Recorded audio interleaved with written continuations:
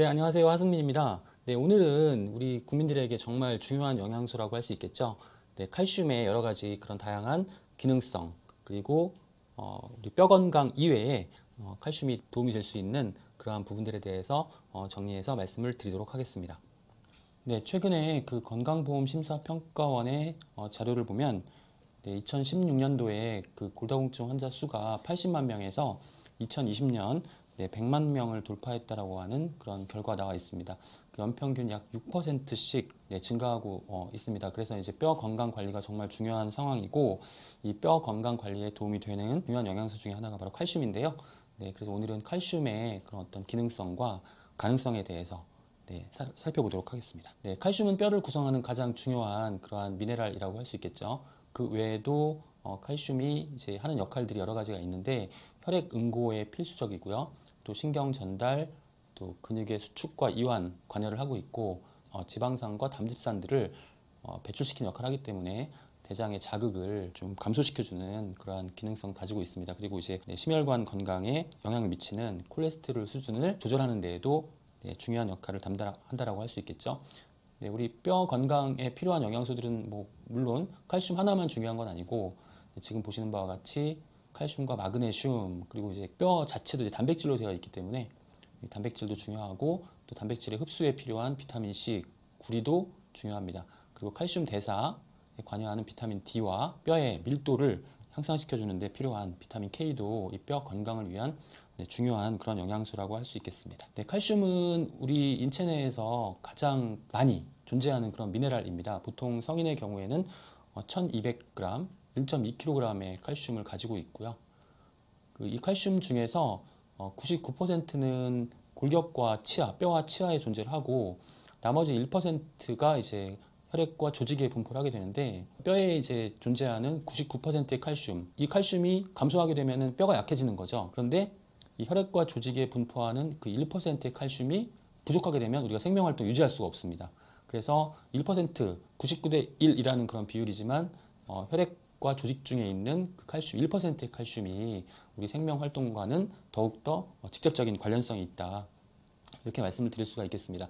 네, 비타민 D는 칼슘의 대사, 흡수에 관여하는 중요한 그런 역할을 하기 때문에 비타민 D와 칼슘은 항상 이제 같이 나오게 되는 거죠. 또 칼슘의 흡수율은 상당히 낮은 편에 속합니다. 그래서 성인 같은 경우에는 40%인데, 그나마 다행인 점은 성장기 어린이 때나 또 임신했을 때에는 칼슘의 흡수율이 높아지면서 필요한 칼슘을 가능하면 정상적으로 공급해 줄 수 있게 우리 몸이 좀 변화한다는 것들은 좀 긍정적인 부분이라 할 수 있겠고요. 갱년기 여성의 경우에는 그 여성 호르몬 에스트로겐이 감소하면서 비타민 D가 제대로 이제 작동을 못하거나, 이 에스트로겐이 앞서 말씀드렸던 1%의 혈액과 조직에 분포하고 있는 이러한 칼슘을 보존하는 그런 효과를 가지고 있는데, 이 에스트로겐이 감소하면서 혈액과 조직 중에 1%의 칼슘이 이제 부족해지는 거죠. 부족해지면은 그 부분을 반드시 보충해 줘야 되기 때문에 뼈에서부터 계속 이제 칼슘을 용출해 내는 겁니다. 네, 그렇기 때문에 뼈가 점점 약해지는 것이고, 골밀도 감소가 가속화되는 것이죠. 그래서 이제 중요한 부분은 우리나라 국민들이 전 연령대에서 칼슘이 부족해요. 전 연령대에서 칼슘을 보충하는 게 중요한데, 특히 이제 성장기 때 칼슘을 충분하게 보충하는 게 왜 중요하냐면, 우리가 젊었을 때에는 칼슘을 충분하게 보충해야만 우리 인생에 있어서 골밀도가 가장 높은 시기, 최대 골밀도를 이제 형성할 수가 있습니다. 지금 그래프에서 보시는 것처럼 최대 골밀도를 형성해 놔야지 나중에 이제 골밀도가 감소하더라도 골다공증이 발생하지 않는 그 위험 영역에 진입하지 않게 되는 것이죠. 노령화에 따라서 골격은 당연히 손실이 되고, 뼈가 밀도가 떨어지기 시작하는 골 감소증 단계를 거쳐서 그 다음에 이제 골다공증이 되는 것이고요. 이 골다공증 상태가 되면은 이 척추뼈나 이제 골반뼈가 골절이 될 가능성이 높아지고, 이렇게 되면은 사망률이 급격하게 증가할 수 있는 그런 상태가 될 수 있기 때문에 칼슘의 관리가 상당히 중요하다는 말씀을 좀 계속 강조를 드리는 거고요. 보통 이제 20대 중반 정도에 이제 최대 골밀도를 형성합니다. 그리고 이제 그 이후에 골밀도는 점차 감소하기 시작하는데, 나중에 이제 골밀도가 감소하다가 이 골다공증 위험 영역에 진입을 하게 되면은 이 골다공증의 위험성이 커지는 거고, 골절의 위험성도 같이 비례해서 커지게 되겠죠.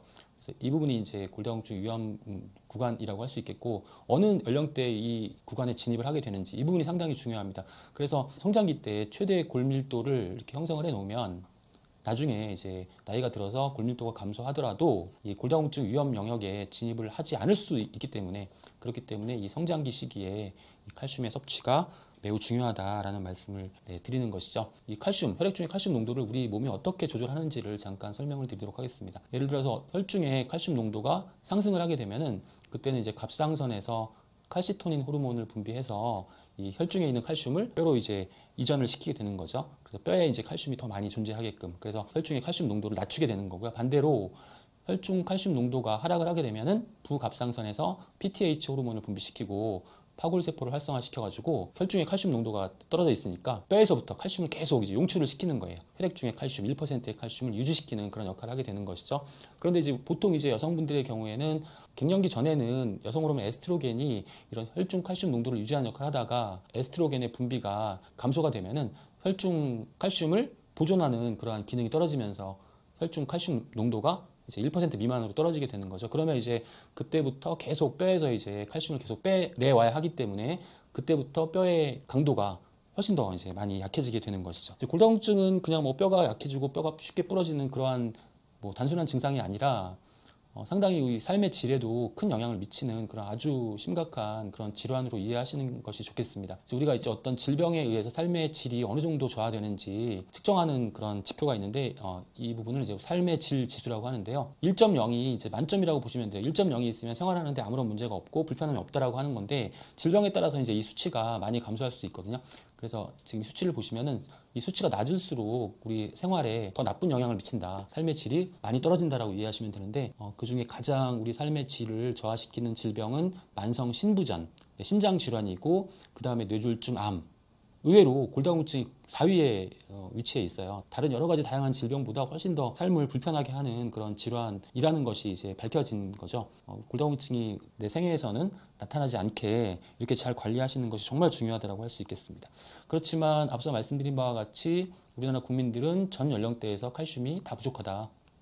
그 칼슘을 충분하게 섭취할 필요가 있는데, 노인분들도 부족할 뿐 아니라 일반 성인도 권장량의 한 60에서 70%밖에 섭취하지 못하고 있고, 특히 성장기에 있는 청소년 어린이들의 경우에도 상당히 부족합니다. 권장 섭취량 옆에 쭉 나와 있는데, 만경기 여성분들의 경우에는 앞서 말씀드린 이유로 칼슘의 그 필요량이 더욱더 증가하게 되는 것이죠. 보통 성인들보다 50% 이상 칼슘을 더 1200mg까지 섭취를 해 주셔야 되는데, 이렇게 섭취하지 못하고 있는 것이 현실이고요. 우리나라 비타민 D 결핍 인구 비율이 90%에 육박을 하고 있기 때문에 10명 중에 9명은 비타민 D가 부족하다는 것이죠.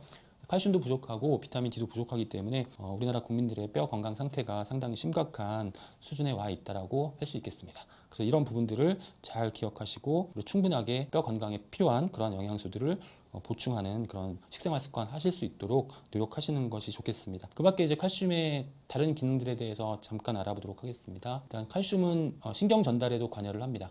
그래서 우리가 이제 지금 보시는 그 그림이 우리 신경세포 간에 이제 그 신경 전달 물질이 이동하는 그런 과정인데, 칼슘이 있어야만 신경 전달 물질이 이제 그 신경 세포 간에 이전이 가능하다라는 부분이 있고요. 그리고 이제 근육의 수축과 이완에도 관여를 하죠. 칼슘이 있어야만 근육이 흥분되었을 때 그 이후에 이제 정상적인 상태로 이완되는 상태에서도 칼슘이 관여를 하고 있다라는 그런 내용입니다. 칼슘의 기타 기능에 대해서 보면 세포막 투과성을 감소시킬 수 있고요. 세포의 대사에도 관여를 하는 그러한 역할을 하게 됩니다. 우리 혈중의 LDL 감소, 나쁜 콜레스테롤 감소시키고, 또 대변으로 배설되는 포화지방산을 증가시킬 수 있다는 그런 결과들도 나와 있고요. 그리고 유리지방산이나 담즙산 등의 칼슘이 결합해서 배출시키는 과정을 통해서 대장암 위험을 감소시킬 수 있고요. 또 칼슘이 섭취가 부족했을 때에는 이제 고혈압의 원인이 될 수 있습니다. 왜냐하면 일반 음식물로 섭취하는 칼슘은 대사가 되면서 전혀 문제가 없는데, 만약에 칼슘의 섭취가 부족하게 되면은 뼈에 있는 칼슘을 용출시킨다고 말씀을 드렸는데, 이렇게 나온 칼슘은 우리 혈액 중에 쌓이게 되는 그러한 상황이 간혹 발생하거든요. 그래서 이제 칼슘을 충분하게 섭취하는 것도 고혈압을 좀 예방하는 데 좀 도움이 될 수 있다, 이렇게 말씀을 드릴 수가 있는데, 이 중에서 중요한 것은 여기 지금 최근의 연구 결과들은 빨간색으로 표시된 부분들, 대장암 위험을 감소시킬 수 있다, 이런 연구 결과들이 상당히 많이 나오고 있습니다. 올해 3월 5일 날 연합뉴스에서 기사가 하나 발표가 됐는데, 우리나라 국민들에게 이제 대장암이 많이 발생을 하고 있죠. 지금 남성 같은 경우에는 가장 많이 발생하는 암 3위이고 여성도 3위인데요. 인구 10만 명당 대장암 발생 인구가 45명으로 세계 1위입니다. 이렇게 이제 우리 국민들의 건강을 위협하는 중요한 암이기 때문에 이 암을 이제 예방하는데 이제 많이 관심을 가셔야 되고, 이 칼슘을 섭취했을 때 대장암 감소가 가능하다라는 그런 결과들이 발표가 되고 있고요. 그다음에 미국 국립암연구소에서는 칼슘을 많이 섭취한 그룹이 칼슘을 적게 섭취한 그룹과 비교했을 때 대장암 발생 가능성이 상당히 낮다라는 그런 결과들을 발표하기도 했습니다. 그리고 스웨덴 연구팀에 의해서도 비슷한 그런 연구가 진행되고 발표가 됐는데, 역시 칼슘 섭취량이 많은 그룹은 칼슘 섭취량이 적은 그룹에 비해서 대장암 발생률이 크게 감소했다라는 그런 결과들을 발표를 했습니다. 그리고 이제 우리가 이제 나이가 들면 근육이 줄어들면서 이제 여러 가지 건강상의 문제점을 발생시키게 되는데, 칼슘을 충분하게 섭취하게 되면은 근육 그 감소량도 적게 유지할 수 있고, 또 그렇기 때문에 근육 유지를 위해서도 칼슘을 충분하게 섭취할 필요성이 있다라고 정리를 할 수 있겠습니다. 이러한 근육의 칼슘이 어떻게 이제 근육 건강에 영향을 미치는지에 대해서는 잘 정리해 놓은 논문이 있어서 제가 이제 하나 소개를 해드리려고 합니다. 지금 이 논문에 이제 다음과 같은 이제 그림들이 나오는데요. 오스테오칼신이라고 하는 그런 성분 명칭이 나와요. 오스테오칼신 상당히 중요합니다. 칼슘과 관련된 그러한 중요한 영양소이기 때문에 이름 정도는 좀 기억해 두시면 좋지 않을까 이런 생각을 해봅니다. 이 오스테오칼신은 단백질 호르몬의 일종인데 뼈를 생성하는 조골세포에서 만들어지는 그런 물질입니다. 조골세포에서 오스테오칼신이 만들어지는데, 이 오스테오칼신이 많이 만들어지면은 건강상의 다양한 그런 유용성을 제공해 주게 되는데, 인슐린 생성을 증가시키게 되고요. 근육량을 증가시키고 지방 축적을 억제하기 때문에 다이어트에도 도움이 되는 것이고요.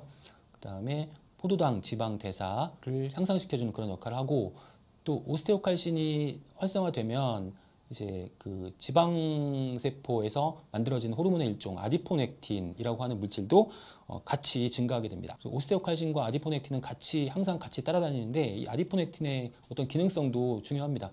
포도당 생성 축적시키고 지방 축적의 염증도 감소시키고요. 그 다음에 혈관에서 찌꺼기가 이제 쌓이는 그러한 부분도 이제 감소를 시키게 되고, 또 근육을 또 유지하거나 또 근육을 생성하는데 또 도움이 된다라고 하는 중요한 기능성들이 있기 때문에 이 오스테오칼신과 아디포넥틴 함께 우리 뼈 건강뿐만이 아니라 근육을 유지하는데 또 지방을 축적하는 것을 감소시켜주는 그런 역할을 한다는 점도 기억해 주시면 좋겠습니다. 근데 오스테오칼신이 어떻게 하면 잘 만들어질까, 이게 이제 핵심이겠죠. 앞서 보여드렸던 그림인데, 여기서 중요한 영양소 칼슘과 마그네슘이 필수적이고요. 그 다음에 비타민 D와 비타민 K가 충분하게 제공이 되어야만 오스테오칼신이 만들어져서 우리 몸에 필요한 곳에 이제 잘 전달을 해줄 수가 있겠죠. 이 과정에서 이제 이런 영양소만 충분히 섭취한다고 이제 오스테오칼신이 만들어지는 것이 아니라 체중 부하 운동을 같이 하시는 것이 중요합니다. 그래서 자전거, 등산, 걷기, 달리기, 줄넘기 등과 같은 뼈에 좀 자극이 될 수 있는 그러한 운동을 하면서 이러한 영양소를 충분하게 섭취를 해주시면